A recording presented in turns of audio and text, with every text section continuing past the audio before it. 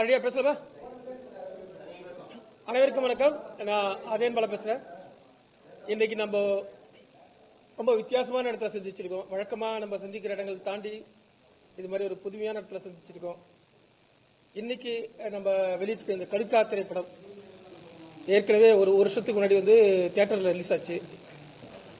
இப்ப இது 2வது பிரசவம் தான் சொன்னோம். ஒவ்வொரு படமும் என்கிட்ட கேட்டாங்க ஒரு படம் ரிலீஸ் பண்றது எப்படின்னு. இன்னைக்கு ஒரு படம் ரிலீஸ் பண்றதுன்றதுன்னா அதை பத்தி சுருக்கமா சொன்னா அது ஒரு காண்டாமிருகத்தை பிரசவிக்கிற மாதிரி தான். ஏன்னா ஒரு காண்டாமிருகத்தை பிரசவிக்கும் போது எவ்வளவு வலி எவ்வளவு வேதனை இருக்கும் ஒரு மனுஷனுக்கு, அதுக்கு ஈக்குவலான வலி ஒரு திரைப்படத்தை வெளியிடல இருக்கு அப்படிங்கிறத நான் என்னுடைய திரைப்பட வெளியீட்டின் போது உணர்ந்தேன். நான் கூட எல்லாரும் நினைச்சேன், எல்லாரும் சொல்லுவாங்க படம் எடுக்கிறது ஈஸி, ரிலீஸ் பண்றது கஷ்டம்னு சொல்லுவாங்க. சமீபமாக அந்த பார்த்த எல்லாருமே சொல்லுவாங்க. அதோட அது பெரிய விஷயம் இல்லை, படம் எடுக்கிறது தான் ரொம்ப கஷ்டம். ஏன்னா நிறைய பேரை சமாளிக்கணும், முதல்ல தயாரிப்பாளரை சமாளிக்கணும், ஹீரோவை சமாளிக்கணும், முதல்ல அத்தனை பேர் யூனிட்டையும் நம்ம சமாளிச்சு அவங்க எல்லாருக்கும் நம்ம கருத்தை புரிய வச்சு வெளியே கொண்டு வர்றது தான் பெரிய கஷ்டம் நினைச்சேன். அதனால எனக்கு வெளியிடுறது பெரிய விஷயம் இல்லையா, அதை விட பெரிய கஷ்டம் ஒன்று இருக்கப்படுறது இல்லை அப்படின்னு நினைச்சேன் நான். ஆனா என்னுடைய படம் வெளியிட்டும் போது நினைச்சேன், அப்பதான் தெரிய வந்தது எனக்கு இருக்கிறதுலே பெரிய கஷ்டம் படத்தை வெளியிடுறது தான். அதுதான் மிகப்பெரிய சவாலா இருந்தது. ஆனா அது என்ன, நமக்கு படம் ரிலீஸ் அப்போ படம் உருவாக்கும் போது இருக்கக்கூடிய பிரச்சனைகள் என்னன்னு கண்ணுக்கு தெரியும், யார் ஆளுன்னு தெரியும், நம்ம யாரோட சண்டை போடுறோன்னு தெரியும். ஆனா ஒரு படம் வெளியே வர போகுது நமக்கு யாரோட சண்டை போடுறோம் நமக்கு தெரியவே தெரியாது, எங்க இருந்து பிரச்சனை வருதுன்னு தெரியவே தெரியாது, எந்த ரூபத்தில் வருதுன்னு தெரியாது. உண்மையிலே நீங்க ஒருத்தர்கிட்ட போய் கேட்டீங்கன்னா ஒரு திகிலூட்டும் கதையை விட பயங்கரமான கதைகள்லாம் ஒரு ரிலீஸ்ல இருக்கு. ரொம்ப ஒரு நண்பரை கிட்ட அவர் சொல்ற கதை ரொம்ப ரொம்ப ஆச்சரியமா இருக்கு. ஒண்ணுமே இல்லாம நான் ஒரு படம் வாங்கிக்கிறேன், உங்க படம் வாங்கிக்கிறேன் அஷ்யூர் கொடுத்துட்டு அதை நம்பி நம்ம யார்கிட்டையும் நம்ம கவலைப்படாம இருந்துட்டு கடைசி நேரத்துல அந்த யார் அஷ்யூர் பண்ணாங்களோ அட்வான்ஸ் கொடுத்து அவங்களே அடிமாட்டு விலைக்கு பேசி அதுலயும் வாங்காம நம்ம தவிக்க விட்டு போகக்கூடிய அவலம் இருக்குல்ல, அது மாதிரி ஒரு அவலம் இன்னைக்கு ஒவ்வொரு தயாரிப்பாளரும் அந்த பிரச்சனை சந்திச்சுட்டே இருக்கான். அங்க எதிரிகள் யாருன்னே தெரியல. அந்த அளவுக்கு இன்றைக்கு ஒரு படம் வெளிவிடுறதுங்கிறது கிட்டத்தட்ட காண்டாமிருகத்தை பார்க்கிற மாதிரி அவ்வளவு வலியும் வேதனையும். அது எவ்வளவு தயாரிப்பாளருக்கு வலி இருக்கோ அதே வலி ஈக்குவலான வலி ஒரு டைரக்டருக்கு இருக்கு. அப்படிப்பட்ட 2வது பிரசவமா இன்னைக்கு கடுக்கா ரிலீஸ் ஆகுது.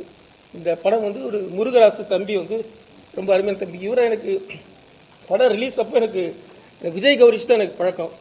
அவர் தான் படம் ரிலீஸுக்கு நீங்க கண்டிப்பா அவசியம் படம் பார்க்கணும் என்கிட்ட என்ன நேரா சந்திச்சு அப்போ ரிக்வஸ்ட் பண்ணாரு. ரொம்ப சின்ன பையனா இருக்காரு, ஒரு கதாநாயகன் படத்துல மட்டும் எடுக்கிறது இல்லாம படத்தை ரிலீஸ் பண்றதுக்கு அவ்வளவு மெனக்கட்டுறாரு. அப்படி ஒவ்வொருத்தையும் சந்திச்சு அவ்வளவு இதுவாரு. இவர் நிச்சயம் கண்டிப்பா ஒரு நாள் நிச்சயம் வருவாரு அப்படின்ற ஒரு நம்பிக்கை எனக்கு ஏற்படுத்தினார்.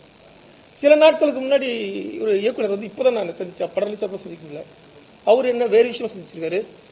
அவர் என்னுடைய சிறுகதை ஒன்று படிச்சுட்டு அடுத்த படத்துக்கான அந்த கதைக்கான ரைட்ஸ்க்காக காலச்சோடில் 20 வருஷத்துக்கு முன்னாடி இந்த கதையை படிச்சுட்டு அப்போ அடுத்த படம் அதை வச்சு பண்ண போறோம் அப்படின்னு சொல்லிட்டு அப்போதான் எனக்கு பழக்கமானது. ரொம்ப அற்புதமான, எந்த அனுபவம் இல்லாமல் எந்த இயக்குநர்கிட்டையும் ஒர்க் பண்ணாம 15 வருஷமா காத்திருந்து பல்வேறு நிலைகளை செஞ்சுட்டு கடைசியாக இந்த முதல் படத்தை ரொம்ப குறைந்த பட்ஜெட்டில் எடுத்துக்கிறது ரொம்ப ஆச்சரியமான விஷயம். ஒரு நல்ல ஒரு அருமையான காதல் கதையை எடுத்து இன்னைக்கு கொண்டு வந்திருக்காரு. இன்னைக்கு 2வது பிரசவமும் இன்னைக்கு சோமா உங்க முன்னாடி நடைபெறுது. இந்த OTT பிளஸ்ல இந்த வரப்போற நீங்க எல்லாரும் ஒத்துழைக்கணும். இன்றைக்கு மிக மிக முக்கியமான ரோல் யாருக்கு இருக்குன்னா அது உங்ககிட்ட தான் இருக்கு. ஒரு படத்தை ஓட வைக்கக்கூடிய, ஏன்னா இன்றைக்கு படம் ஓடுற படம் எல்லாமே நல்ல படம் நான் சொல்லவே மாட்டேன். அது நல்ல படம் ஓடுதுன்றது பெரிய கேள்வியா இருக்கு. எனக்கு நல்ல படம் வருதுன்றது தெரியாம ஆடியன்ஸ் தெரியாம போகக்கூடிய பலவிதமான ஒரு சம்பவங்கள் இருக்கு. அப்போ மிக மிக பொறுப்புணர்வு, அதிகமான பொறுப்புணர்வு உங்க ஒவ்வொருத்தர்கிட்ட இருக்கு. ஒரு ஆபரேஷன் ஒரு டாக்டர் கையில கத்தி வச்சிருக்கக்கூடிய கூர்மையான கத்தி தான் நீங்க கையில வச்சிருக்கீங்க. அப்போ உங்களுக்கு எதா இருந்தாலும் உங்களுடைய கருத்து, தனிப்பட்ட கருத்து, அது எது வேணாலும் இருக்கலாம். ஆனா இந்த தனிப்பட்ட கருத்தை எப்படியாவது நீங்க பதிய வச்சிருங்க தயவு செஞ்சு. வேற யாருக்காகவோ எதுக்காகவோ சமரசம் செஞ்சிடாது. உங்களுக்கு ஒரு படம் பிடிச்சிருந்தா அதை நீங்க உறக்க சொல்லுங்க. நீங்க அது ஏதாவது ஒரு இடத்துல அந்த படத்தை வலியுறுத்துறதுக்காக உங்களுடைய தனிப்பட்ட மனசாட்சியோட நீங்க உங்களுடைய குரலை உயர்த்தி நீங்க பிடிக்கணும். ஏதாவது ஒரு இடத்துல விமர்சனத்துல ஏதாவது ஒரு இடத்துல பிடிக்கணும். ஏன்னா இன்றைய காலகட்டத்தின் தேவையாக இருக்கிறது. ஏன்னா 20 வருஷத்துக்கு முன்னாடி இந்த திரைப்பட தமிழ் சினிமா எவ்வளவு உயரத்தில் இருந்ததுன்றது நம்ம எல்லாருக்கும் தெரியும். எத்தனை இயக்குநர்கள், எத்தனை சிறந்த திரைப்படங்கள் வச்சிருந்தது. ஒரு பருத்தி வீரனோ, ஒரு அங்காடி தெருவோ, அது மாதிரி ஒரு ஆடுகளமோ, எவ்வளவு அருமையான படங்கள் எவ்வளவு வந்தது. ஆனா இன்னைக்கு சமீபத்தில் பார்க்கணும்னா தமிழ் சினிமாவுடைய உயரம் மிகப்பெரிய கேள்விக்குறியா இருக்கு. நல்ல டைரக்டர் மனசு திறந்து சமீபத்தில் சொல்லக்கூடிய டைரக்டர் ஓடுற படங்கள், நல்ல படங்கள் ஓடுது. ஆனா நல்ல டைரக்டர் பண்ண படம், தமிழ் சினிமாவுக்கு மரியாதை தரக்கூடிய படங்கள், தமிழ் சினிமாவை உயர்ச்சி பண்ணக்கூடிய படங்கள் ஏதாவது வந்திருக்கான்னு மனசாட்சி தொட்டு பாருங்க. இன்றைக்கு தமிழ் சினிமா வந்து கன்னட படங்களோ கேரளா படங்களோ அல்லது இந்தி படங்களோ ஓடுற அளவுக்கு கூட வந்து இந்தி படம் இதே குறைய வந்து 3 வருஷத்துக்கு முன்னாடி செஞ்சது. ஆனா இன்னைக்கு அதே இந்தி படத்துல சூழ்நிலை தான் தமிழ் சினிமா இருக்கு. இன்னைக்கு ஓடுற படங்கள் எல்லாம் ஓடுது. ஆனா ஏன் காரணம்? அதுக்கு முக்கியமான காரணம் வந்து இன்னைக்கு பார்வையாளர்கள் வந்து செட் ஆஃப் மாறிட்டாங்க. எல்லாரும் வந்து யாரெல்லாம் மொபைல் பாக்குறாங்களோ, அதிகமாக மொபைல் பாக்குறாங்க பாத்தீங்கன்னா 5 கரெக்டா வந்து 10 வயசுல இருந்து 20-25 வயசுக்குள்ள இருக்க பசங்க தான் வந்து பாக்குறாங்க. அவங்க பக்கம் சினிமா மெல்ல மாறுது. அவங்களுடைய ரசனைக்கு ஏற்ற மாதிரி சினிமா மாறிட்டே இருக்கு. இப்படி மாறிட்டு போல கண்டிப்பா தொடரும். ஏன்னா அவங்களுக்கு தரம் தெரியாது. அவங்க படம் வந்து தன்னுடைய வாழ்க்கை பற்றி அந்த படத்தை நல்லா இருக்குன்றாங்க. அப்போ அவங்களுக்கு கற்றுக் கொடுக்க வேண்டியது, அவங்களுக்கு நல்ல விஷயங்களை எது சரி எது சரி இல்லைன்னு சொல்லிக் கொடுக்க வேண்டிய கடமை வந்து எல்லாருக்கும் இருக்கு. இது ஓடுற படத்தால் நல்ல படம், இது நல்லா இருக்குன்றதால நல்ல படம் அப்படின்றது தமிழ் அவங்களுக்கு விதைகளாக சொல்ல வேண்டியது உங்களுடைய சொற்கள் மூலமாகவும் உங்களுடைய நீங்கள் சொல்லக்கூடிய விமர்சனங்கள் மூலமாகவும் அவங்களுக்கு நல்ல படம் எது, அது எது சரியில்லை எது சரின்றதுன்னு சொல்லிக் கொடுக்க வேண்டியது இந்த காலகட்டத்தின் கட்டாயம் வந்து உங்க எல்லாருக்கிட்டே இருக்கு. அந்த பொறுப்பு வந்து நீங்க எல்லாரும் செயல்படணும்னு நான் ஒரு எழுத்தாளர் முறையில் அன்பா வேண்டிக்கிறேன். நன்றி, வணக்கம். நன்றி அஜன்பலா. இப்ப சங்ககிரி ராஜகுமார் வெங்காயம்ன்ற மிகச்சிறந்த படம், பயோஸ்கோப் போன்ற படங்களை எடுத்த ராஜகுமார் வந்து சங்ககிரி ராஜகுமார். வாப்பா தம்பி.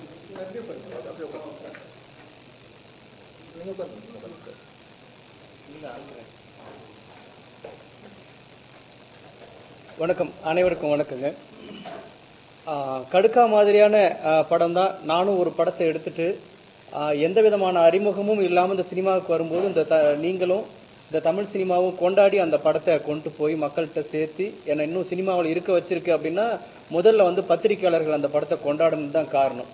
அதே மாதிரி ஒவ்வொரு நல்ல படம் வரும்பொழுதும் பத்திரிகையாளர்கள் வந்து எந்த விதமான பாரபட்சமும் பார்க்காம கொண்டாடி இந்த படம் நல்ல படம்னு மக்கள்கிட்ட எடுத்து சொல்றதன் மூலமாக தான் தொடர்ந்து இந்த நல்ல படங்கள் வந்து உருவாகிட்டே இருக்கு அப்படின்னு நினைக்கிறேன். ஏன்னா ஒரு கமர்ஷியல் படம் எடுத்த டைரக்டர் அடுத்து அந்த படம் ரிலீஸ் ஆன அடுத்த வாரத்திலே அடுத்த படத்தை கமிட் ஆகிடுறாரு. அடுத்து அவருக்கு சம்பளம் பேசுறாங்க, எல்லா விதமான பொருளாதார தன்னிறைவும் அடைஞ்சிடுறாரு.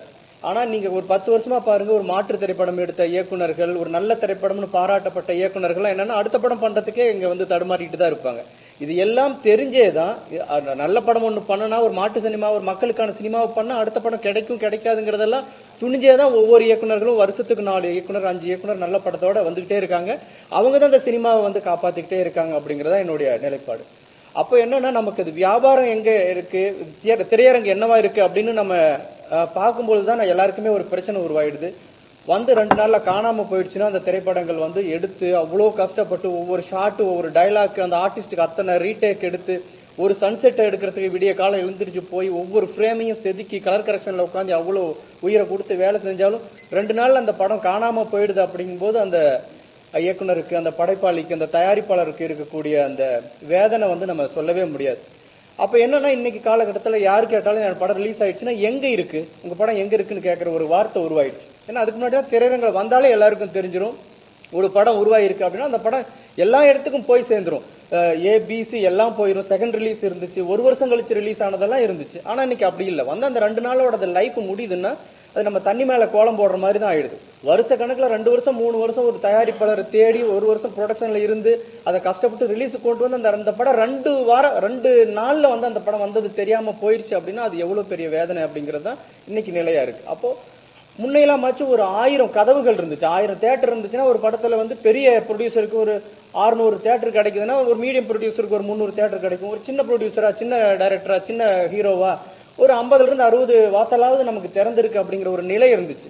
இன்னைக்கு அப்படி இல்லை. ஒரு படம் எங்க இருக்குன்னா ஒரு 4 கதவுகள் தான் நமக்கு வந்து அந்த படத்தோட வாழ்க்கையை தீர்மானிக்கிறதா இருக்கு. அந்த முன்னணியில் இருக்கக்கூடிய ஓடிடிகள் தான், Amazon, Netflix, Hotstar, Zee Tamil, Aha, இப்படி ஒரு 5-6 கதவுகள் மட்டும் தீர்மானிச்சா மட்டும்தான் அந்த படத்துக்கு உயிர் கொடுக்கவே முடியும். ஒரு 5-6 தலைமை தான் அந்த ஒரு சிஓவோ அந்த வந்து அவங்க அந்த இருக்கிற டீம்ல இருக்கிறவங்க ஒரு 4-5 பேர் வந்து ஓகே அந்த படத்தை எடுக்கலாம்னு நினைச்சா அந்த படத்துக்கு ஒரு லைஃப் இருக்கு, இல்லைன்னா அந்த படம் வந்ததே தெரியாது. அப்படிங்கிற ஒரு 4 பேர்த்தோட தீர்மானம் தான் வந்து இன்னைக்கு தமிழ் சினிமாவே முடிவெடுக்கக்கூடிய ஒரு சூழ்நிலையில இருக்கு. அப்படிங்கும் பொழுதுதான் நான் வந்து இந்த மாதிரியான படத்துக்கெல்லாம் எங்க லைஃப் கிடைக்குது அப்படிங்கிற நம்ம ஒரு இடத்துல நான் வந்து நிற்கும் போதுதான் நான் வந்து இந்த ஓடிடி பிளஸ் ரொம்ப முக்கியமா நான் வந்து கருதுறேன்.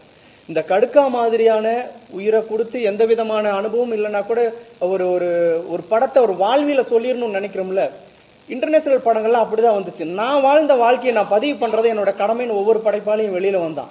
அவன் ஒரு தாரக மந்திர மாதிரி ஒரு கோட் வேர்ட் சொல்றான். நீங்க ஃபெஸ்டிவலுக்கு எல்லாம் போனா, கேன்ஸ் மாதிரியான ஃபெஸ்டிவலுக்கு எல்லாம் போனா மோர் ரூட்டட் மோர் இன்டர்நேஷனல்ங்கிறான். நீங்க வழக்கமான கமர்ஷியல் படத்தையே எடுக்கிறத தாண்டிட்டு என் வாழ்க்கையில நான் பாக்குற கதை இருக்குல்ல, அது யாருக்குமே தெரியாத கதை. இந்த டிஸ்கஷன் ரூம்ல எல்லாம் உட்காந்து நம்ம எழுதவே முடியாத கதை ஒண்ணு இருக்கும்ல, நான் பார்த்த கதை இருக்கும்ல, அதை கொண்டுகிட்டு வாங்கன்னு அவன் சொல்றான். அப்படி எடுக்கப்பட்ட படம் ஒண்ணு வந்திருக்கு அப்படின்னா அதுக்கு உண்மையிலே நான் இப்ப வரும்போது நான் சொன்னேன், இந்த ஓடிடி நிறுவனங்கள் இருக்குல்ல, அதெல்லாம் எங்கேயோ ஒரு மாய லோகத்துல தான் இருக்கு. சாதாரண ஒரு தயாரிப்பாளரோ இயக்குனரோ ஒரு ஆர்டிஸ்டோ ஒரு ப்ரொடக்ஷன் கம்பெனியோ போய் அவங்களை அணுகவே முடியாது. மெயில் அனுப்புவாங்க, மெயில் அந்த மெயிலை பார்ப்பாங்களா இல்லையான்னு கூட நமக்கு தெரியாது. அந்த 4 கம்பெனியும் எங்க இருக்குதுன்னே கண்டுபிடிக்க முடியாது. இந்த மாதிரி சாதாரண தயாரிப்பாளர்கள் அதுக்கு ஒரு லாபி பண்ணணும், அதுக்கு பாம்பே வரைக்கும் போற கனெக்ஷன் இருக்கணும், கான்டாக்ட் இருக்கணும், அதுக்கு வந்து நீங்க எங்கெல்லாம் கமிஷன் கொடுக்கணும்னு தெரிஞ்சிருக்கணும். சினிமாவை தாண்டி வேற ஒரு பிசினஸ் தெரிஞ்சவங்க மட்டும்தான் அந்த 4 கதவுகள் எங்க இருக்குதுன்னே கண்டுபிடிக்க முடியும். அந்த கதவை உடைக்கிறதுக்கான சக்தி அது மிகப்பெரிய ஆயுதமா இருக்கும், அது மிகப்பெரிய லாபியா இருக்கும். அப்போ இந்த மாதிரி எங்கேயோ ஒரு நல்ல படத்தை எடுத்துட்டு வந்துட்டான் அப்படின்னு சொன்னா இந்த சல்லியர்களுக்கெல்லாம் அதுதான் நடந்துச்சு. எனக்கு தியேட்டர் கிடைக்கலன்னு ஒருத்தர் ஒரு அபய குரல் எழுப்பும் போது உடனடியா ஒருத்தர் வந்து என் கதவை திறந்து இதுல நீங்க வந்து போடுங்க அப்படின்னு சொல்றதுக்கு ஒருத்தர் இருக்காருன்னா அந்த இடத்துல தயவு செஞ்சு நம்ம கேபிள் சங்கர் வந்து நம்ம இதை பாராட்டி ஆகணும். அவருக்கு ஒரு நம்ம முடிஞ்ச ஒரு கைத்தட்டல் நம்ம கொடுத்தே ஆகணும்.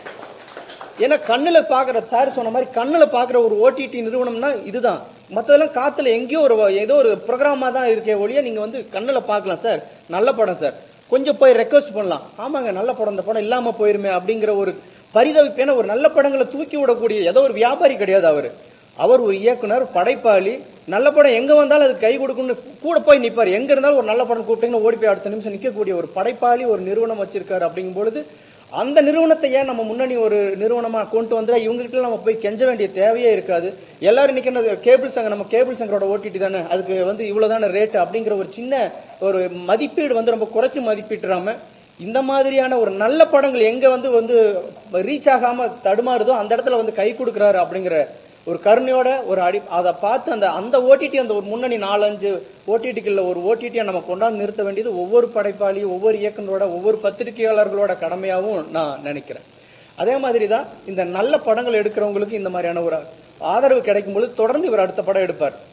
ஓகே, இது ஒரு சின்ன வருமானம் கிடைச்சிருச்சு, இந்த ஒரு ட்ரைலர் ஒரு டீசர் ஒரு அட்டென்ஷனை கிரியேட் பண்ணிருச்சு, எல்லாரும் இந்த ஓடிடியில பாக்குறாங்க அப்படிங்கும்போது அடுத்து அந்த படைப்பாளி வந்து உயிர்ப்போட அடுத்த கதையை நோக்கி நகர முடியும்.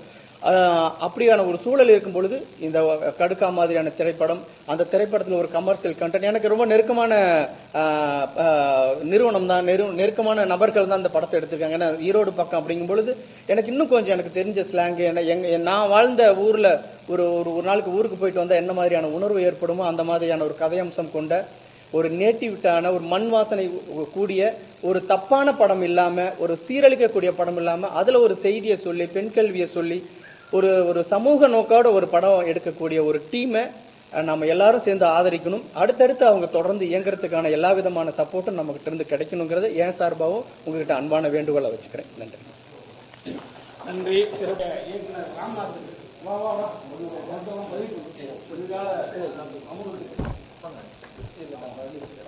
அடுத்து வெற்றிக்கிறேன்.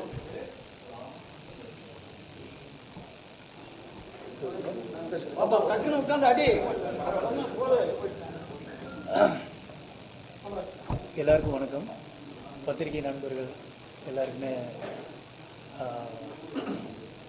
ஒரு ஹம்பிள் ரிக்வெஸ்ட். இந்த ஃபிலிம் வந்து இப்போ என்னுடைய ஆதார் வந்து பார்த்தீங்கன்னா 22 ரிலீஸ் ஆச்சு. இப்போ போன 12ஆம் தேதி தான் நான் வந்து ஓடிடி பிளாட்ஃபார்மில் பிஷ் பண்ணியிருக்கேன். இந்த இடைப்பட்ட காலத்தில் வந்து இந்த படம் ஏன் தாமதம், ஏன் இவ்வளோ ஒரு நல்ல படம் வந்து பெஸ்ட் கிரிட்டிக்ஸ், தமிழ் இண்டஸ்ட்ரி வந்து பெஸ்ட் கிரிட்டிக்ஸ் பத்திரிகைகள் கொடுத்து அந்த படம் வந்து ஓடிடி பிளாட்ஃபார்முக்கு ரீச் பண்ணுறதுக்கு இவ்வளோ பெரிய ஒரு ட்ராவல் தேவைப்பட்டிருக்கு. அப்போது நான் ஸ்ட்ரகிள் ப்ரொடக்ஷன் பண்ணதுனால ஒரு விஷயத்தை வந்து ரொம்ப டீட்டெயில்டாகவும் அருகாமையிலும் நான் கவனிக்க முடிஞ்சிச்சு. ஸோ அப்படி பார்க்கும்போது தான் நிறைய கண்ணுக்கு தெரியாத கிருமிகள் வந்து இருக்காங்க. இதில் ஓடிடி பிளாட்ஃபார்முக்கு ஒரு ஃபிலிமை கொண்டு போய் சேர்க்கறதுல தடுக்கக்கூடிய கிருமிகள். ஸோ அப்படி நிறைய பேர் இருக்காங்கன்றதை நான் வந்து அண்டர்ஸ்டாண்ட் பண்ணேன். அப்படி இருக்கும் பொழுது இந்த கேபிள் சங்கர் சாருக்கு வந்து நான் ரொம்ப தேங்க்ஸ் பண்ணோம். ஏன்னு கேட்டால் இந்த ஃபிலிம் வந்து ஓடிடியில் என்னுடைய படத்தை இப்போ வந்து தமிழ் டு மலையாளம் போகிறேன் ரீமேக். மலையாளத்துலேருந்து ரீமேக் வந்து தமிழுக்கு வர்றது வந்து நிறைய நமக்கு பார்த்துட்டோம். தமிழ்லேருந்து மலையாளத்துக்கு போகிற ஒரு கண்டென்ட்டை நான் பண்ணியே இவ்வளோ லேட்டாக தான் நான் ஓடிடிக்கு வந்திருக்கேன். அப்போது இங்கே எவ்வளோ ஸ்ட்ரகிள் இருக்குது இதில் அப்படிங்கிறத நான் சொல்கிறதுக்காக இந்த விஷயத்தை நான் பதிவு பண்ணுறேன். இன்னையிலேருந்து வந்து இந்த ஓடிடி ப்ளஸில் வந்து டைரக்டர் முருகதாஸ் பண்ண அந்த கடுக்கா ஃபிலிம் வந்து அமேசான் ப்ரைம்லேயும் சங்கர் சாரோட ஓடிடி ப்ளஸ் ஜியோ இந்த பிளாட்ஃபார்மில் ஸ்ட்ரீமிங் ஆகுது. தயவு செஞ்சு வந்து பத்திரிகை நண்பர்கள் இந்த படங்களை வந்து இந்த பிளாட்ஃபார்மில் இருக்குங்கிறத எப்படியாவது கொண்டு சேருங்க. ஏன்னு கேட்டால் இதை வந்து பெரிய யாருமே இதுக்கு வந்து ஒரு பைட் கொடுக்கறதுக்கோ இல்லை வந்து ஒரு வெளியில் சொல்கிறதுக்கோ நிறைய தயக்கங்கள் இருக்குங்க ஒரு நல்ல படத்துக்கு. அப்படி இருக்கிறதுனால இதெல்லாம் வந்து உங்களால் மட்டுமே சாத்தியம் அப்படின்னு சொல்லி நான் நம்புகிறேன். உங்களுக்கு வந்து அந்த ஃப்ரீடம் இருக்குது. ஸோ நல்லா இருக்குது அப்படின்னா நல்லா இருக்குது, அவ்வளோதான். ஓங்கி அடிச்சுட்டு போயிட்டே இருக்கக்கூடிய ஒரு ஃப்ரீடம் இருக்குது உங்களுக்கு, எந்த விதமான ஒரு தயக்கமும் இல்லாமல். அப்படி ஒரு போராடி வரக்கூடிய கலைஞர்களை நீங்கள் வந்து அப்ரிஷியேட் பண்ணணும் அப்படிங்கிறத நான் ஹம்பிள் ரிக்வஸ்ட்டாக வைக்கிறேன். அதே மாதிரி இந்த படத்துக்கும் நீங்கள் மரியாதை கொடுக்கணும் அப்படின்றது என்னுடைய ஆசை. விஜய் சார் வந்து ப்ரொடியூஸ் பண்ணியிருக்காங்க, அவருக்கு வாழ்த்துக்கள். இந்த படத்தில் உள்ள எல்லா டெக்னீஷியன்ஸ்க்கும் இப்போ கம்மியான பட்ஜெட்டில் சிவானந்த் சொன்ன மாதிரி அதை வந்து பிளான் பண்ணி ஒர்க் அவுட் பண்ணுறதுன்றது ஒரு 10 கோடி ரூபா படம் எடுக்கிறத விட சிறந்தது. ஸோ அதுக்கு அவ்வளோ கால்குலேஷனும் திட்டமிடுதலும் வேணும். ஸோ அப்படி பண்ணியிருக்காங்க. அப்படிங்கிறப்ப அந்த டீம் எல்லாருக்குமே நான் வந்து வாழ்த்துக்கள் சொல்கிறேன். தேங்க்யூ. அந்த அரும்பு மீசை குறும்பு பார்வை இயக்குனர் வெற்றி வீரன் டக்கு டக்குன்னு முடிச்சிருவோம்பா. எல்லாம் பசி நேரத்தில் வேற இருப்பாங்க. அடுத்து டைரக்டர் பேச வச்சுருவோம். அடுத்து கேபிள் சார். எல்லாருக்கும் வணக்கம். ஒரு சிறிய வெளியிட்டு உங்கள் எல்லாரையும் சந்திக்கிறதுல மகிழ்ச்சி. தம்பி கௌரிஷ் எனக்கு வந்து ஒரு 4-5 ஆண்டுகளுக்கு முன்னாலேயே அவர் ஒரே ஆள் நடித்து எடுத்த ஒரு பைலட் ஃபிலிமை கொண்டு வந்து காமிச்சார். அப்பயே அவ்வளோ திறமையாக அதை எடுத்திருந்தார். கம்மியான பட்ஜெட்டில் ஒரே ரூமுக்குள்ளே வச்ச கதையை பண்ணியிருந்தார். அப்பயே சொன்னேன், இது பெரிய படமாக வந்து இது நல்லாயிருக்கும் அப்படின்னு சொல்லியிருந்தேன். அதுக்கான தோற்றில் இப்போ எங்கேயும் கடுக்கா படத்தை முடிச்சுட்டு வந்து காமிச்சார். அன்றைக்கி சொன்னேன், இது நல்லா இருக்குது இந்த படம், இதை சரியான முறையில் வெளியிட்டு கொண்டு போய் சேர்த்தா கண்டிப்பாக ஒரு நல்ல அங்கீகாரம் கிடைக்குங்க. அதை ஸ்டெப் பை ஸ்டெப்பாக ஒரு சந்தர்ப்பத்திலே அவரை பார்த்துருக்கேன். அவ்வளவு கடினமாக உழைச்சி தம்பி கௌரிஷ் இயக்குனர் அவங்க எல்லாரும் சேர்ந்து இன்றைக்கி கொண்டு வந்து திரையரங்குக்கும் வெளியிட்டு இன்றைக்கி ஓடிடிக்கு வந்திருக்காங்க. இந்த வெளியீட்டுக்கு சப்போர்ட் பண்ண அண்ணன் கேபிள் சங்கர் அண்ணன், அமேசான் டைம் அவங்களுக்குலாம் நான் உங்கள் மூலமாக நன்றி தெரிவிச்சுக்கிறேன். இந்த படம் ஓடிடிக்கும் சிறப்பான வரவேற்பு பெற வாழ்த்துக்கள். அடுத்தது இந்த படத்துல இயக்குனர் பேச வச்சிருப்பா. எப்படி இந்த படத்தை எடுத்தாரு, அந்த 30 ரூபாயில எப்படி அந்த படத்தை கச்சிதமாக எடுத்தாருன்றதை பற்றி சொல்லுப்பாங்க. முக்கியமான எல்லாருக்கும் வணக்கம். முதல்ல இந்த படத்தை தேட்டர் ரிலீஸ் ஆகும்போது எல்லா பத்திரிகைகளும் ஊடக நண்பர்களும் ரொம்ப அருமையாக கொண்டு போய் சேர்த்தீங்க மக்கள்கிட்ட. ஒருத்தர் கூட ஒரு சின்ன குறைகள்லாம் இருக்குது. சின்ன படம், இன்னும் கம்மியான பட்ஜெட்டில் நாங்கள் படம் எடுத்திருக்கோம் அப்படிங்கும்போது குறைகள் இருக்கும். ஆனால் அதையெல்லாம் பெருசாக எழுதாமல் இதில் இருக்கிற நிறைகள் மட்டுமே எழுதி ஓரளவுக்கு இதில் ஊக்குவிச்சதுக்கு ரொம்ப நன்றி உங்களுக்கு. மேற்கொண்டு இப்போ ஓடிடி ப்ளஸ்ஸு அமேசான் பிரைம் வீடியோவில் வர்றது எல்லாத்தையுமே நீங்கள் தான் மறுபடியும் கொண்டு சேர்க்கணும். எங்களுக்கு ஒத்துழைப்பு கொடுங்க. சின்ன பட்ஜெட்டில் எல்லோரும் நண்பர்கள்லாம் கேட்டாங்க, எப்படி சின்ன பட்ஜெட்டில் இவ்வளோ கம்மியாக எடுத்தேன்னு. அது நாமல்ல, அது நம்மளுக்கு முன்னோடியே அண்ணன் ராஜ்குமார் அண்ணன் இருக்கார், சங்ககிரி ராஜ்குமார் அண்ணன். அவரை பார்த்தா நாமெல்லாம் இது பண்ணணும். ஏன்னா சின்ன பட்ஜெட்டில் எடுக்க முடியும் அப்படிங்கிற நம்பிக்கை அந்த வெங்காயம் படத்தை பார்த்தா நமக்கு ஒரு ஐடியா வந்ததுங்க. அதே பாணியில் தான் நாங்களும் போய் எடுத்துருந்தோம். ஒரு வீடு 2-3 வீடு வாடகைக்கு எடுத்துக்கிட்டு அங்கேயே தங்கி அந்த மாதிரி தான் எடுத்தேங்க. சின்ன பிரச்சனைகள், இந்த பெரிய பட்ஜெட்டில் வர பிரச்சனைகள் டைரக்டருக்கே தெரியாது, என்ன நடக்குதுன்னே தெரியாது. அவர் பாட்டுக்கு ஸ்மூத்தாக டைரக்ட் பண்ணிட்டு இருப்பார். அங்கே மேனேஜர்ஸ் அவங்கெல்லாம் பார்த்துக்குவாங்க. இங்கே எல்லாமே நம்ம தான். அப்படிங்கும்போது எல்லா பிரச்சனையும் நேராக நம்மகிட்ட தான் வரும். ஒரு சின்ன சாப்பாடு லேட்டானா கூட நேரம் நம்மகிட்ட தான் வரும். அதை எல்லாத்தையும் தாண்டிக்கிட்டு மறுபடியும் நம்ம நடித்தவங்க எல்லாருமே ரொம்ப நல்லா ஒத்துழைப்பு கொடுத்தாங்க. ஆதர்ஷ், விஜய், கௌரிஷ், இன்னும் இருக்கிற எல்லா ஆர்டிஸ்ட்டுமே நல்லா நடிச்சிருந்தாங்க. நமக்கு அதிகமாக வேலை, அவங்க ஆல்ரெடி பவுண்டட் கொடுத்து படிக்க வச்சு அவங்க டைலாக்லாம் மைண்டில் ஏற்றிட்டு தான் வந்திருந்தாங்க. அதனால் ரொம்ப நேரம் ஆகாமல் சீக்கிரமாகவே முடிச்சு கொடுத்துருவாங்க. இது ஒரு என்ன சொல்லுங்க, ஓடிடி இல்லை ஓடிடியில் ரிலீஸ் பண்ணுற கேபிள் சங்கர் அண்ணனுக்கு ரொம்ப நன்றி. வருங்கால இலுமினாட்டி வளரும் கார்பரேட் ஓடிடி பிளஸ் ஓனரு இப்போது சிறப்பு சொல்லிடுறேன். அண்ணன் வந்து நான் என்னன்னு கேட்டீங்கன்னா, அண்ணன்கிட்ட வந்து பவுண்டட் கொடுத்துட்டேன் படம் எடுக்கிறதுக்கு முன்னாடியே. படிச்சுட்டு இந்த என்ன சரவணபவன் ஓட்டுனேன் 1 hour கிட்ட பேசினாரு. ஆனால் படத்தை பற்றி இவரெல்லாம் கொடுத்த அந்த தைரியம் தான் நம்மளால எடுக்க முடிஞ்சது. நல்லா இருக்குன்னு சொல்லி பாராட்டு தான் பேசினாரு. புகழ் பிடிக்காது, வருங்கால இலுமினாட்டி பேசுவார். அதில் அதுக்கு முன்னாடி வந்து இந்த படத்தை இந்த ஓடிடி ப்ளஸில் சையத் சாரும் ஒரு ஒன் ஆஃப் த டைரக்டரு. அதை தவிர நாங்கள் வந்து டைம்ஸ் மீடியான்னு ஒரு கம்பெனி வச்சுருக்கோம். அதன் மூலமாக தான் வந்து இந்த மாதிரி அமேசானு, ஜியோ இதுக்கெல்லாம் வந்து டிஸ்ட்ரிபியூஷன், டிஜிட்டல் டிஸ்ட்ரிபியூஷனே பண்ணுறோம். ஸோ அது ஃபுல்லாகவே அவர் தான் அவர் பேசுவார். வாங்க அப்படி வந்துருங்க. பார்த்து கண்ணாடிலாம் போயிருக்கு. கண்ணாடியெல்லாம் பறக்கிற அளவுக்கு பேசுறீங்க. பறக்க பேசுறீங்க. கண்ணாடியெல்லாம் பறக்க பேசுறீங்க.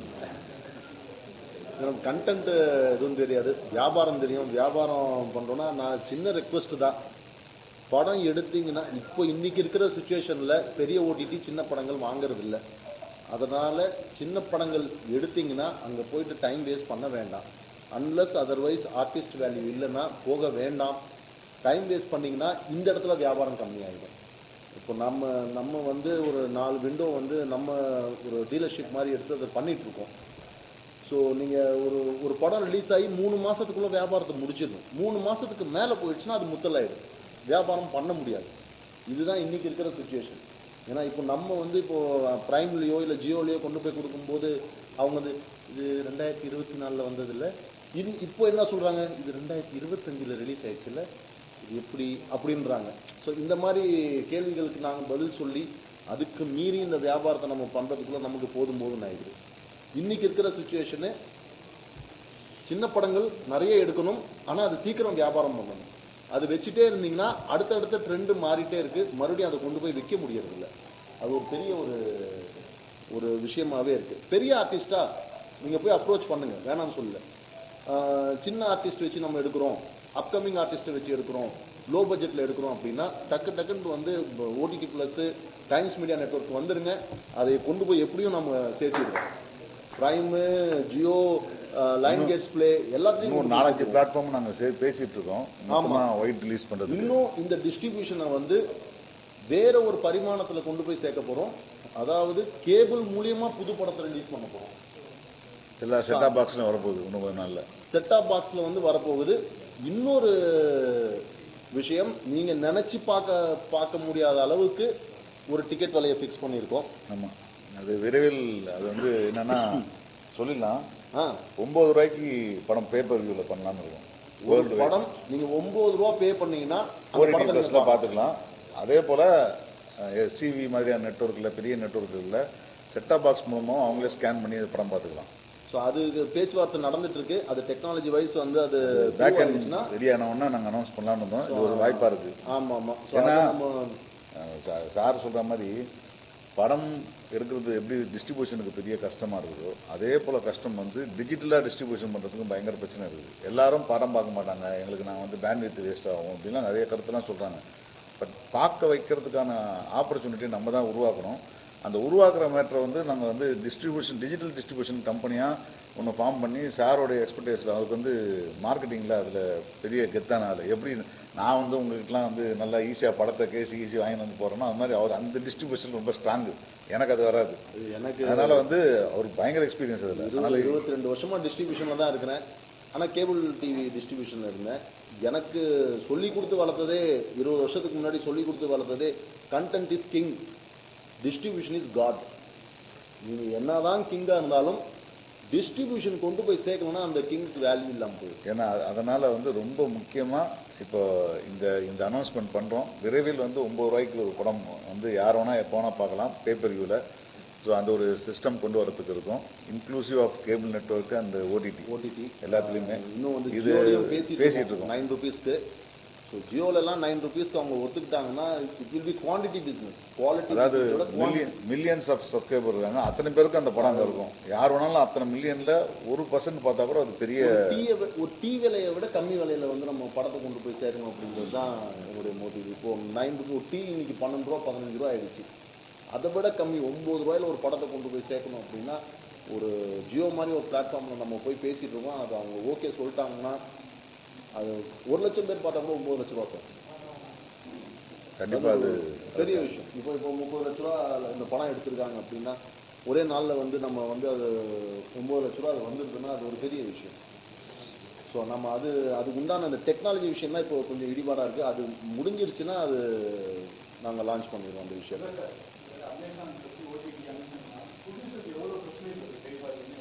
Depend sir. அது டிபெண்ட் சார். நான் அதான் சொன்னேன், நான் 3 மாசத்துக்குள்ள தியேட்டர் ரிலீஸ் ஆகி 3 மாசத்துக்குள்ள நீங்க எடுத்துட்டு போனீங்கன்னா அமேசான் பிரைம் ஒரு வேலை தரும் சார். அதான் சொல்றேன் எனக்கு. இல்லை சார், இது ரொம்ப சிம்பிள். இப்போ 2-3 மெத்தட் ஆஃப் டிஸ்ட்ரிபியூஷன் இருக்குது. அதில் ஒன்று விலைக்கு வாங்கிக்கிறது, அது நம்ம அந்த சின்ன படங்கள் லிஸ்ட்லேயே வராது. அடுத்தது ரெவன்யூ ஷேர்னு ஒன்று இருக்குது, ஒரு அவருக்கு 4 ரூபான்றது அந்த மாதிரி தராங்க. அந்த லிஸ்ட்லேயும் சின்ன படம் கிடையாது. இப்போ இன்னைக்கு கிடையாது. இப்போ இருக்கிறது டிவார்டு மட்டும்தான். இந்த டிவார்டுன்றது பேப்பர் வியூ மாதிரி மாடலில் தான் வந்து ஒரு வாட்டி டிக்கெட் கொடுத்தா வாங்கி பார்க்கணும். அதுக்கு வந்து 150 ரூபா கிட்டத்தட்ட அவங்க வந்து சார்ஜ் பண்ணுறான்னு வச்சுக்கோங்க. யூஹெச்டி, அதாவது ஹை டெஃபினிஷனில் 4Kல நீங்கள் பார்க்கணுன்னா 150 ரூபா கொடுத்து வாங்கினோன்னா அதில் வந்து அவன் 50% எடுத்துப்பான். ஸோ அதனால் வந்து அது எல்லா நெட்வொர்க்கும் அந்த மாதிரி தான்.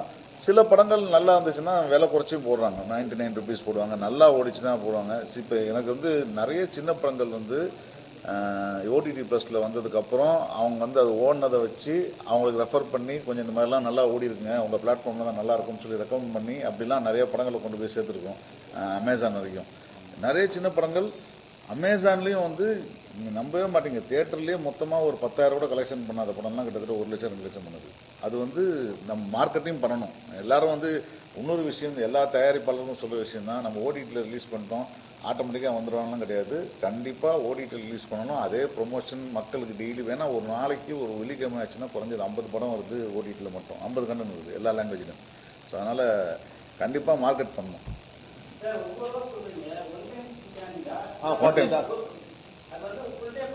48 hours 48 மணி நேரத்தில் நீங்கள் எத்தனை தடவை வேணாலும் அதை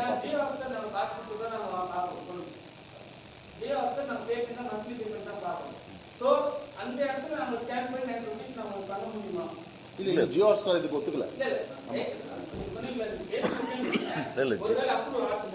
இல்ல ஹாட்ஸ்டார்ல நாங்க பேசல சார். ஹாட்ஸ்டார் வேற, ஜியோ வேற, ஜியோ வேற. ஆமா.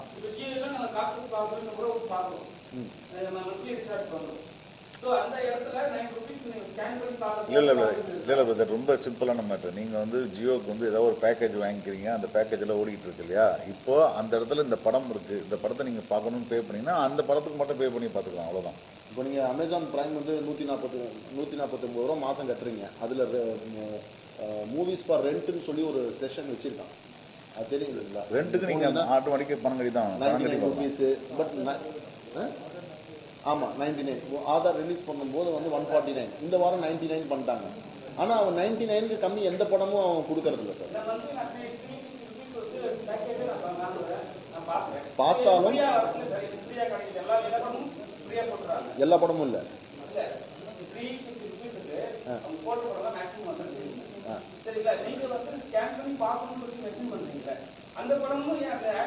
இல்ல சார், இதான இப்போ நீங்க ஒரு கம்பெனி வச்சு பேச, நான் அதனால தான் சொல்றேன் டிஜிட்டல் டிஸ்ட்ரிபியூஷன் கம்பெனின்னு சொல்றதுன்னா, ஓடிடி பிளஸ்ல அந்த படத்தை நீங்க வந்து ஒரு மாசத்துக்கு 29 ரூபா கட்டினா நீங்க எந்த படத்தை பார்த்துக்கலாம். இதுல ரிலீஸ் பண்றதுல எங்களுடைய கம்பெனி எல்லா சின்ன படத்துக்கும் ஏன் 29 ரூபா வச்சிருக்கோன்றது காரணம் என்னன்னா, 29 ரூபா கொடுத்து ஆக்சஸ் பண்றதுக்கு ஈஸியா இருக்கணும், எல்லா சின்ன படத்தையும் பார்க்கணுன்றதுக்காக. இதே அமேசான்காரனுக்கு சின்ன படமும் பெரிய படமும் கிடையாது, அவனுக்கும் ஒரு ஸ்டாண்டர்ட் வச்சிருக்கான், அவனுக்கும் ஒரு சில QC வச்சிருக்கான். ஸோ அவங்ககிட்ட போனீங்கன்னா அவன் ஸ்கேன் பண்ணி படம் பார்க்கறது தான் அவனுடைய சிஸ்டம்.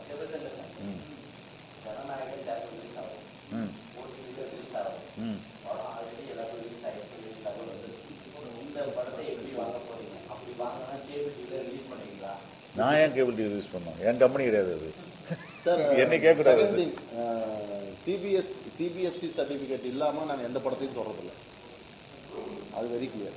ஏன்னா அது பெரிய பிளாட்ஃபார்ம்ஸ் எல்லாத்துக்கும் கன்ஃபார்ம் தான். அவங்க சிபிஎஃப்சி சர்டிபிகேட் இல்லாம அவங்க எந்த படத்தையும் அமேசான் பிரைம் ஆகட்டும், ஜியோ ஆகட்டும், ஏன்னா அது நாளைக்கு கருத்து ஏதாவது தப்பா இருந்துச்சுன்னு வச்சுங்களேன், எந்த பிளாட்ஃபார்ம்ல ரிலீஸ் பண்றோமோ அவங்க மேலதான் கேஸ் போடுவாங்க. ஃபர்ஸ்ட் கேஸ் ஓடிடி பிளஸ்ல பண்றோம், ஓடிடி பிளஸ்ல சென்சார் இல்லாம பண்ற படங்கள் பார்க்கலாம். ஆனா படம் பார்த்துட்டு தான் படம் பார்க்கணும். ஏன்னா ஏதாவது ஒரு வார்த்தை, ஏதாவது ஒரு பெண்கள் பத்தியோ இல்ல ஜாதி பத்தியோ இல்ல ஏதோ ஒரு வார்த்தை தப்பா சொல்லிட்டாங்கன்னு வச்சுங்களேன், முதல் கேஸ் நோட்டீஸ் இங்க தான் வரும். நாங்க தான் முடிக்கணும், டேரக்டர் நாங்க தேடணும், ப்ரொடியூசர் தேடணும். அதுக்கப்புறம் அதனால CBFC certificate must. CBSE certificate இருந்துச்சுன்னா பெரிய படங்கள் எங்க கிட்ட வரமாட்டாங்க சார், ஓப்பனா சொல்றேன். நாங்களும் அங்கே போக மாட்டோம் சார். ஆமா சார், கேள்வி பதில நம்ம அப்புறம் வச்சுக்கோங்க. இன்னும் 2-3 பேர் பேசணுமா? யார் சொல்லுங்க. அப்படி நாங்களுக்கு சார் அப்படி எப்படி உட்காருங்க. ஆமாம் தெரிஞ்சது எனக்கு, எனக்கு தெரியாது. எல்லாருக்கும் வணக்கம். என் பேர் எஸ்பி பொன்சங்கர், ஃப்ளாக் படத்தோட டைரக்டர். கொஞ்ச நாளுக்கு முன்னாடி ஃபேஸ்புக்கில் ஒரு வீடியோ ரொம்ப ட்ரெண்ட் ஆச்சு. அது என்னென்னா, ஒரு 12th படிக்கிற பொண்ணு எக்ஸாம் எழுத போய் மிஸ் ஆகி பஸ்ஸில் ஏற முடியாமல் கீழே விழுந்து பஸ்ஸும் போயிடுச்சு. அந்த பொண்ணு எக்ஸாம் போக முடியாமல் ரொம்ப அந்த வீடியோ வந்து ரொம்ப ட்ரெண்ட் ஆச்சு. அது யார் பண்ணாங்கன்னா, ஒரு சமூக சேவகர் ஒருத்தர் வந்து என்னுடைய நண்பர், ரொம்ப தெரிஞ்சவர் எனக்கு. அவர் தான் அதை பண்ணியிருந்தார். ஸ்கூட்டி வாங்கி கொடுத்துருந்தார் அந்த பொண்ணுக்கு. 12th எக்ஸாம் மிஸ் பண்ணிட்டாங்களேன்னு சொல்லிட்டு ஸ்கூட்டி வாங்கி கொடுத்தாரு. யார் அப்படின்னு பார்த்தா விஜய் கவரேஷ். அது வரைக்கும் எனக்கு அவர் வந்து சமூக சேவகராக தான் தெரியும். இந்த மாதிரி தன்னார்வ தொண்டெல்லாம் பண்ணிட்டு இருக்காரு. அப்புறம் தான் தெரியும் அவர் படம் பண்ணுறாரு அப்படின்னு. படம் பண்ணுறாருன்னா ஹீரோவை பண்ணுறாரு. அப்புறம் கூட இன்னொரு நண்பர் ஆதர்ஸ், அவரும் சேர்ந்து பண்ணுறாங்க. சரி, யார் டேரக்டர்னு பார்த்தா அவரும் என்னுடைய நண்பர் தான். 15 வருஷமாக முருகதாஸ் அவர்.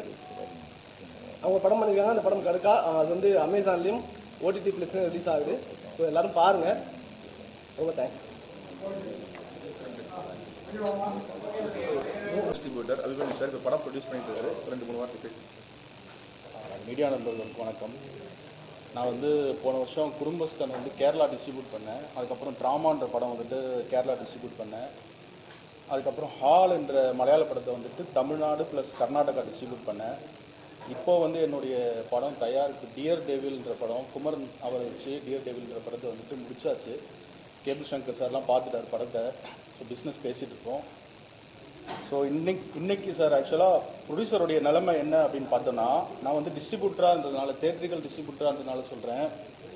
ஒரு ப்ரொடியூசர் வந்து 100 ரூபா இன்வெஸ்ட் பண்ணுறாருன்னு வச்சுக்கோங்களேன். அந்த 100 ரூபாயில் வந்துட்டு 18 ரூபா ஜிஎஸ்டி, 5 ரூபா வந்து பார்த்தோன்னா உங்களுக்கு என்டர்டெயின்மெண்ட் டேக்ஸ். சரிங்களா? ஸோ 18 + 5 23%. அடுத்து பார்த்தோன்னா இந்த 23 கழிச்சு வர அமௌண்ட் வந்துட்டு பார்த்தோன்னா கிராஸ் உங்களுக்கு. அந்த கிராஸில் வந்துட்டு 50% வந்துட்டு தேட்டருக்கு போயிடுது. அந்த 50% தேட்டர் போயிடுச்சு. ஸோ 23 + 50 நீங்கள் போட்டிங்கன்னா எவ்வளோ வருது? 73 வருதுங்களா? அதுக்கப்புறம் பார்த்தோன்னா மிச்சம் இருக்கிற அமௌண்ட்டு தான் வந்துட்டு ப்ரொடியூசருக்கு வருது. ஸோ ஒரு ப்ரொடியூசர் வந்து 100 ரூபாய் இன்வெஸ்ட் பண்ணுறாருன்னா ஆல்மோஸ்ட் வந்து ஒரு 73-75% வந்துட்டு வெளியில் இருக்கிறவங்க தான் சம்பாதிக்கிறாங்களே தவிர, ஒரு 20-25% தான் வந்துட்டு ப்ரொடியூசர் கைக்கு வந்துட்டு இந்த அமௌண்ட் வருது. இன்றைக்கி வந்துட்டு சினிமா வந்துட்டு இந்த நிலைமையில் இருக்குது. ஸோ நான் சொல்ல வேண்டியது என்னென்னா, இப்போ கேபிள் சங்கர் சார் மாதிரிலாம் இவங்களாம் வந்து என்கரேஜ் பண்ணணும். சின்ன படங்களை வந்துட்டு எடுத்து OTTக்கு கொடுக்கணும். சார் அவருடைய பிளாட்ஃபார்மில் ரிலீஸ் பண்ணாங்கன்னா சின்ன படங்களுக்கு வந்துட்டு ஒரு லைஃப் இருக்கும். சின்ன படங்களுக்கு வந்து இன்றைக்கி தேட்டர்ஸே கிடையாது. இன்றைக்கி தேட்டர்ஸ் வந்து ஆக்சுவலாக நிறைய சின்ன படங்களுக்கு வந்து டிக்கெட் எடுக்க சொல்கிறாங்க. சரிங்களா? இதை விட ஒரு மோசமான நிலைமை வந்துட்டு ஒரு ப்ரொடியூசர் கிடையாது. அதாவது ஒரு தேட்டரில் நீங்கள் படம் ரிலீஸ் பண்ணோன்னா நீங்கள் வந்து டிக்கெட் எடுங்க. நீங்கள் வந்து ஒரு 50 டிக்கெட் எடுக்கிறீங்களா, நீங்கள் வந்து 75 டிக்கெட் எடுக்கிறீங்களான்னு சொல்கிறாங்க. பல படங்கள் வந்துட்டு அந்த மாதிரி டிக்கெட் எடுத்து தான் வந்து பார்த்தோன்னா ஒரு 3 நாள் வந்துட்டு ரிலீஸ் பண்ண வேண்டிய நிலைமையாக இருக்குது இன்றைக்கி சின்ன படங்களுக்கு. ஸோ இதுக்கு சொல்யூஷன் என்ன அப்படின்னு பார்த்தோன்னா, நம்ம ப்ரொடியூசர் கவுன்சில் சரி, டிஸ்ட்ரிபியூஷன் அசோசியேஷன் சரி, அதுக்கப்புறம் பார்த்தோன்னா தியேட்டர் ஓனர் அசோசியேஷனு, தென் இவங்கெல்லாம் சேர்ந்து வந்து உட்காந்து டிஸ்கஸ் பண்ணி சின்ன படங்களுக்கு ஏதாவது பண்ணால் தான் லைஃப். ஏன்னா போன வருஷம் 285 ஃபிலிம்ஸ் ரிலீஸ்டு. இதில் வந்து 250 படத்துக்கு வந்துட்டு கியூப் காசு கூட வரல ரிட்டர்ன். இதுதான் ரியாலிட்டி. நான் உங்களுக்கு டேட்டாவோட சொல்கிறேன். 250 படத்துக்கு கியூப் காசு கூட வரல. ஸோ மிச்சம் இருக்கிற ஒரு 35 படம் தான் பார்த்தா அப்படி இப்படின்னு தேறி ஒரு பணத்தை எடுத்துருக்காங்க. கௌரிஷை பற்றி சொல்லணும்னா, எனக்கு 4 இயர்ஸ் பேக்கே காட்டினார், படத்தை காட்டினார், இதோடைய படத்துடைய பைலட்லாம் காட்டினார். ஸோ எனக்கு ஒரு 4 வருஷமாக பழக்கம் வருது. கௌரிஷ் அவருடைய பேக்ட்ராப் என்னென்னா, சினிமா பேக்ட்ராப் கிடையாது, ஒரு பெரிய பேக்ட்ராப் கிடையாது. ஒரு சாதாரணமான ஒரு மிடில் கிளாஸ்லேருந்து வந்து ஒரு பேஷனை நோக்கி ஒரு படத்தை நல்லா பண்ணணும்னு சொல்லி ஒரு படத்தை எடுத்து ரிலீஸ் பண்ணியிருக்காரு. இந்த படத்தை ரிலீஸ் பண்ணி இன்னைக்கு OTTயில் ரிலீஸ் பண்ணுறாருன்றது வந்துட்டு இது வந்துட்டு ஒரு சாதாரண ஒரு மிடில் கிளாஸுடைய சக்ஸஸ் இது. சரிங்களா? நீங்கள் இப்போ நான்லாம் வந்து டைரக்ஷன் டிபார்ட்மெண்ட், நான்லாம் ஹரி சாரோட அசோசியேட்டாக இருந்திருக்கேன், கதீர் சாரோட அசோசியேட்டாக இருந்திருக்கேன். கடைசியில் பார்த்தோன்னா இந்த பேச்சுலர் படம்லாம் ஒர்க் பண்ணியிருக்கேன். ஸோ பேசிக்கலி நான் டைரக்ஷன் டிபார்ட்மெண்ட்லேருந்து டிஸ்ட்ரிபியூஷன் போய் ப்ரொடக்ஷனுக்கு வந்திருக்கேன். ஸோ நான் வந்து ரிவர்ஸாக வந்து வரதில்லை. ஸோ அதனால் எனக்கு இதில் நடக்கிற விஷயங்கள் எல்லாமே தெரியும். அதை வச்சு சொல்கிறேன். ஸோ கௌரிஷ் மாதிரி ஆட்கள் இவங்கெல்லாம் வந்துட்டு புதுசாக வந்தால் தான் பலருக்கு வந்து வாய்ப்பு கிடைக்கும். பல 24 கிராஃப்டில் இருக்கிறவங்களுக்கும் பார்த்தோன்னா ஒரு ஜாப் இருக்குது. இப்போ போன வருஷம் 285 படங்களில் வந்துட்டு 250 ப்ரொடியூசர் காணும். இந்த வருஷம் காணும். புரியுதுங்களா? ஆனால் இந்த வருஷமும் ஒரு 285 படம் வரும், திரும்ப வரும், அந்த படம் வரும். ஸோ இந்த மாதிரி ப்ரொடியூசர்ஸ்க்கு வந்தாங்கன்னா ஒரு இண்டஸ்ட்ரி வந்து நல்லாயிருக்கும், பாசிட்டிவாக இருக்கும். ஸோ என்னுடைய வாழ்த்துக்களை தெரிவித்து நான் நன்றி தெரிவிச்சுக்கிறேன். தேங்க்யூ. ப்ரொமோஷன் எதுவுமே வர முடியல ஃபாரினில் இருந்ததுனால. இந்த கடுக்கா படம் வந்து எனக்கு ரொம்ப ஸ்பெஷல். எனக்கு வந்து என்னதான் 2-3 படம் நடிச்சிருந்தாலுமே இந்த படம் தான் எனக்கு ஒரு பெரிய ஒரு அங்கீகாரம் கொடுத்தது. கொரோனா டைமில் தான் எனக்கு கௌரிஷும் டைரக்டர் சார் வந்து மீட் பண்ணாங்க, பேசினாங்க. சரி சின்ன படம் என்னால் முடிஞ்ச சப்போர்ட் பண்ணலாம் சொல்லிட்டு எங்கிட்ட இருக்கிற யூனிட் எல்லாமே கொஞ்சம் ஸ்பான்சர் பண்ணி இந்த படத்தை ஃபுல்லாக கம்ப்ளீட் பண்ணி முடித்தோம். ரொம்ப கஷ்டப்பட்டு தான் பண்ணோம். அதுக்கான ரிசல்ட் வந்து எனக்கு இப்போ தெரியுது. இந்த படம் வந்ததுக்கப்புறம் எனக்கு 2-3 படம் கிடச்சிது. ஸோ தைரியமாக சின்ன படம் பண்ணுங்கள், பண்ணுறதுக்கு நிறைய ப்ரொடியூசர்ஸ் வரணும், என்னால் முடிஞ்ச சப்போர்ட்டு நான் பண்ணுவேன். ஸோ இந்த மாதிரி சின்ன சின்ன படங்கள் வந்து நல்லா ரீச் ஆனால் தான் தமிழ் சினிமா நல்லா இருக்கும். ஸோ அதனால் தேங்க்யூ. அண்ட் இந்த படம் ஓடிடியில் வர கேபிள் சங்கர் சாருக்கு ரொம்ப தேங்க்ஸ். ரிலீஸ் பண்ணி கொடுத்த தனஞ்சயன் சாருக்கு தேங்க்ஸ். என்னால் வந்து இதுதான் ஃபர்ஸ்ட் ப்ரொமோஷன் சொல்லிட்டு என்னால் அட்டன் பண்ண முடிஞ்சது. ஸோ எல்லாருக்குமே தேங்க்ஸ். டைம் ஆச்சு, ஸோ எல்லாருக்கும் நேம் சொல்லி சொல்ல முடியல. ஸோ தேங்க்யூ வெரி மச் எல்லாருக்கும். அண்ட் இந்த ப்ரெஸ் எல்லாருக்குமே, வேணா ப்ரெசன்ட் மீடியா இல்லைன்னா என்னதான் நல்ல படம் எடுத்தாலும் அது ஆடியன்ஸில் கொண்டு போய் சேர்க்க முடியாது. ஸோ உங்கள் எல்லாருக்குமே ரொம்ப ரொம்ப thanks. Thank you very much. Thanks sir. இந்த படத்தை ஆரம்பத்தில் ரொம்ப சப்போர்ட் பண்ணி தேட்டர் ரிலீஸ் பண்ண தனஞ்சயன் சாருக்கு என்னோட முதல் நன்றியை தெரிவிச்சுக்கிறேன். ஆரம்பத்திலிருந்தே எஸ்ஏசி சார், போஸ்டர் ரிலீஸ் பண்ண எல்லாருமே, ட்ரெய்லர் ரிலீஸ் பண்ணல எல்லாருமே, நட்டி சாராக இருக்கலாம், வசந்த பாலன் சாராக இருக்கலாம், நீ வர முடியல, சுரேஷ் கமல் சார்னாலையும் வர முடியல, எல்லாருமே நாளைக்கு போஸ்ட் போடுறாங்க. இந்த ஓடிடி ப்ளஸில் ரிலீஸ் பண்ண கேபிள் சங்கர் சாருக்கு என்னோட தேங்க்ஸ் சொல்லிக்கிறேன். ஒரே ஒரு கோரிக்கை மட்டும் செல்வமணி சாருக்கு நான் வச்சுக்கிறேன். ஏன்னா பெப்சி பொறுத்த வரைக்கும் எல்லாருமே ஒரே பேட்டா வச்சுக்கிட்டு சின்ன படங்களுக்கும் அதே பேட்டா தான், பெரிய படங்களுக்கும் அதே பேட்டா தான், கேமரா பேட்டாவோ இல்லை லைட் பேட்டா எதுவும் மாறுறதில்ல. ஆனால் எங்களுக்கு சொல்ல போகிறது மட்டும் சின்ன படம்னு சொல்லிடுறாங்க. அது ஒன்று நீங்கள் எல்லாத்துக்கும் இது கம்மி பண்ணி கொடுத்தீங்கன்னா கூட எங்களுக்கு அது யூஸ்ஃபுல்லாக இருக்கும். அது இல்லாமல் அது சின்ன படம் சொல்லும்போது அது எந்த யூஸ்ஃபுல் இல்லை. அப்போ நாங்கள் அது சின்ன படம்னு சொல்ல முடியாது. அப்போ நீங்கள் எங்களுக்கு எல்லாம் பெரிய படம்னு சொல்லுங்கள். அதுதான் நான் வைக்கிற ஒரே கோரிக்கையே. ஸோ முடிஞ்ச அளவுக்கு ஓடிடியில் மக்கள் கண்டிப்பாக பார்க்கறதுக்கு ஓடிடி ப்ளஸ், அமேசான் பிரைம் எல்லாம் பார்த்து சப்போர்ட் பண்ணுங்கள். இந்த ஆரம்பத்திலிருந்து இதுக்கு சப்போர்ட் பண்ண எல்லா ப்ரொமோஷனல் பார்ட்னர்ஸ், சோஷியலாக்காவாக இருக்கலாம், கண்டென்ட் பேரக்டர்ஸ் எல்லாத்துக்கும் என்னோட நன்றியை தெரிவிச்சுக்கிறேன். என்னோட கோரிக்கையும் சொல்லிட்டேன். ஸோ முடிஞ்சா ஏன்னா கவர்மெண்ட்ல நான் நிறைய கோரிக்கை வச்சிருந்தேன். அரசாங்க திரையரங்கம் வந்துச்சுன்னா, ஒரு 50 அரசாங்க திரையரங்கம் வந்துச்சுன்னா, ஸ்டாலின் சார் தான் எப்பயோ சொல்லி வச்சிருந்தேன், நிறைய பிரஸ் மீட்ல பேசியிருந்தேன். ஆக்சுவலா ஒரு 50 திரையரங்கம் வந்து 50 ரூபா டிக்கெட்ல ஒரு கவர்மெண்ட் தியேட்டர்ஸ் கொண்டு வந்திருந்தாங்கன்னா, பிரைவேட் தியேட்டர்ஸ்க்கு போக முடியாத ஆட்கள் கண்டிப்பா எல்லா மக்களும் போயிருப்பாங்க. கண்டிப்பா அது கவர்மெண்ட்டுக்கே பெரிய ரெவன்யூ, ஒரு வருஷத்துக்கு 1000 கோடி கொடுக்கும். அதை வந்து அவங்களால அது இன்ன வரைக்கும் பண்ண முடியல. நாங்களாம் 5 வருஷமா எல்லா டீமும் பேசியிருக்கிறோம். ஆக்சுவலா கேரளால எல்லாம் இருக்குது கவர்மெண்ட் தியேட்டர்ஸ். ஸோ இது அரசுக்கும் கோரிக்கை வைக்கிறேன். எலெக்ஷன் வருது. ஸோ எலெக்ஷன் டைம்ல பாருங்க, இப்போ நாங்கள் தலையில தான் குதிப்போம் அப்படிங்கிற மாதிரி தான் எலெக்ஷன் டைம்ல போய் படத்தை ஓடிடியில் ரிலீஸ் பண்றோம். ஸோ அது உங்களோட கையில தான் எல்லாமே இருக்குது. ஆக்சுவலா பார்க்க நீங்க சப்போர்ட் பண்ணுங்க. முருகராசன் டைரக்டர் ரொம்ப நன்றி. என்னை ஃபர்ஸ்ட் படம் ஹீரோவை அறிமுகப்படுத்தியிருக்காரு, அவருக்கு நன்றி தெரிவிச்சுக்கிறேன். கார்த்திக் வர முடியல, அஸ்திரம்பல டைரக்டர் வந்திருந்தாரு, அரவிந்த் ராஜுக்கு ரொம்ப நன்றி, ரொம்ப நன்றி. ஸோ இந்த படத்துக்கு சப்போர்ட் பண்ற எல்லாருமே ரொம்ப நன்றி தெரிவிச்சுக்கிறேன். என்னோட கோரிக்கையா முடிஞ்சா அடுத்த பிரஸ் மீட்ல செல்வமணி சாருக்கு நீங்க கண்டிப்பா கேளுங்க. ஏன்னா ஒரே பேட்டா தான் பெரிய படங்களுக்கு வச்சுக்கிறாங்க, சின்ன படத்துக்கு வச்சுக்கிறாங்க. பேட்டா மட்டும் மாறல, ஆனா எங்களுக்கு சின்ன படம் சொல்லி ஒதுக்குறாங்க. ஸோ அதனால நான் பெருசுனாவே சின்ன படம் பெரிய படம் சொல்றது, நல்ல படமா கெட்ட படம் மக்கள் கடைசியா முடிவு பண்றது. எத்தனை கோடி பட்ஜெட்ல எடுத்தாலும் படம் நல்லா இருக்கா நல்லா இல்லையா அவ்வளவுதான். அவனுக்கு வந்து டெலிகிராம்ல அடுத்த நாள் ரிலீஸ் ஆச்சு, அவனுக்கு ஒரு 700 MB தான். 500 கோடி போட்டு ஜனநாயகன் எடுத்தாலும் அது ஒரு 700 MB தான் அவனுக்கு. ஸோ நீங்க சப்போர்ட் பண்றதை பொறுத்து தான் எங்களை மாதிரி புதுசா வரவங்களுக்கு யூஸ்ஃபுல்லா இருக்கும். எங்களை பார்த்து அடுத்தடுத்து வரவங்களுக்கும் ஒரு நம்பிக்கையா இருக்கும். கடுக்கா படம் ரிலீஸ் பண்ண அப்பயே இந்த பட்ஜெட்ல படத்தை ரிலீஸ் பண்ணலாமான்னா ஒவ்வொரு டீமும் இன்னும் போராடிட்டு இருக்காங்க. ஒவ்வொரு அசிஸ்டன்ட் டைரக்டர்ஸும் ஒவ்வொரு தெருவிலையும் அவங்களுக்கு ஹெல்ப்ஃபுல்லாகவும் இருக்கும், ஒரு முன்னுதாரணமாகவும் இருக்கும், ஒரு நம்பிக்கையாகவும் இருக்கும். ஸோ உங்க சப்போர்ட்டை கடுக்கா படத்துக்கு இன்னும் இந்த ஓடிடியில் கண்டிப்பாக கொடுங்க. மக்கள்கிட்டையும் விரும்பி கேட்டுக்கிறேன். ஸோ ஹெல்ப் பண்ண எல்லாத்துக்குமே ரொம்ப நன்றி. வெயிட் பண்ண எல்லா ப்ரெஸ் பீப்புளுக்கும், ஆனந்தன் ப்ரெஸ் பிஆர்ஓ அவருக்கு ரொம்ப நன்றி தெரிவிச்சுக்கிறேன். Thank you so much.